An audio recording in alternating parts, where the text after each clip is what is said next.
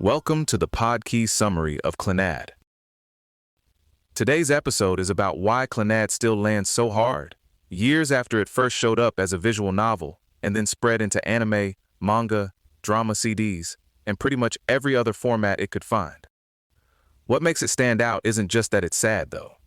Yes, it absolutely has a reputation for emotionally wrecking people. It's that it built a whole story around family, grief, and the possibility of healing, then tied those ideas directly into how the game works. One of the big things to know about Clannad is that it was deliberately designed as an all-ages work. That mattered because Key's earlier titles, Kanon and Air, started life as adult games and were later censored for wider audiences.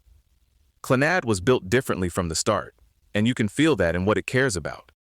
Instead of treating high school romance as the main destination, it uses that as the beginning of a much bigger life story. You follow Tomoya Okazaki from being an alienated teenager into marriage, parenthood, devastating loss, and eventually reconciliation. The defining subject isn't school crushes, it's family life, in all the warm and painful ways that phrase can hold. That's also why the after-story arc feels so unusual and so memorable. It doesn't stop where a lot of romance stories would stop. Tomoya and Nagisa actually get married. They build a life together. Then Nagisa dies after giving birth to their daughter, Ushio. And later Ushio dies from the same illness. It's brutally sad, but the story isn't using tragedy as a cheap stunt. It's pushing Tomoya into the same kind of emotional damage that shaped his relationship with his own father, Naoyuki. Tomoya has spent years seeing his father mostly as the source of his pain, especially Naoyuki's alcoholism and the broken home life that followed. But part of Tomoya's recovery is realizing that his father was also carrying trauma, and that grief can travel through a family almost like an inheritance nobody asked for. That recognition is the turning point. The story shifts from one man's suffering to an intergenerational cycle that can, with effort and understanding, actually be broken. Clannad also does something really neat structurally. Its emotional themes aren't just in the dialogue, they're built into the gameplay. The story branches into different character routes, and completing those scenarios gives you lights or orbs that symbolize happiness. Collect all 13, and you unlock the true ending. So the game is quietly saying that every connection matters, every act of care matters, and the full emotional resolution depends on gathering all of those pieces together. There was apparently an earlier plan to make the lights usable items in a more elaborate system, but the team backed away from that because it added complexity and pulled attention away from the story. Honestly, that sounds like a wise call. Some ideas are better as emotional architecture than as inventory management. Then there's the Illusionary World, which works like a symbolic mirror to the main story. In that parallel setting, a girl and Tomoya are trying to survive in a lifeless world, building a future out of junk in the middle of this bleak winter landscape. It's strange and melancholy, but it's not random. It foreshadows the possibility of another chance, and it points toward the hope of saving Nagisa and Ushio. That dreamlike layer gives Clannad a bigger emotional reach. The story is very grounded in ordinary family life, but it also has this mythic, fragile sense that love and memory might bend fate just enough to open a door. The game's structure was ambitious in ways that were very deliberate.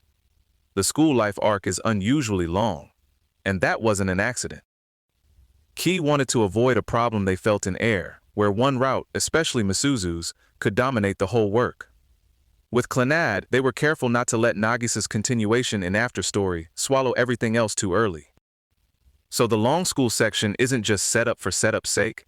It creates the breadth that makes the later family story feel earned, and it gives the other relationships real weight before the narrative narrows into Tomoya and Nagisa's life together.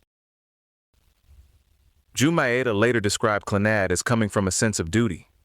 After Air, he felt Key needed to make its storytelling easier for more people to receive, while still aiming for something deep about people, their town, and humanity itself.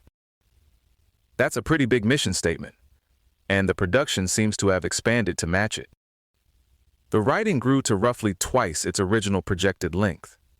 As the base scenario got bigger, the branching routes also kept growing, which sounds like exactly the kind of thing that starts as ambition and ends with somebody staring into the middle distance at 3 in the morning.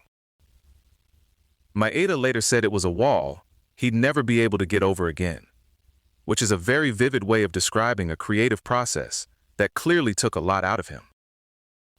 Clannad didn't stay confined to one game release. It turned into a major cross-media property with 4 manga adaptations, short story collections, drama CDs, an animated film, and Kyoto Animation's 2-season TV adaptation, including the 24-episode Clannad After Story. And the emotional impact traveled with it.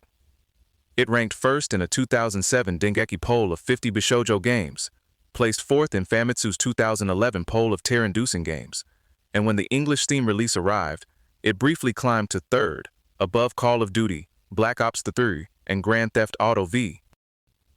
That last bit is always a fun image. A deeply emotional visual novel about family and grief suddenly sitting up there next to blockbuster giants, quietly proving that a lot of people will absolutely sign up to have their hearts handed back to them in pieces. Clannad endures because it's working on more than one level at once.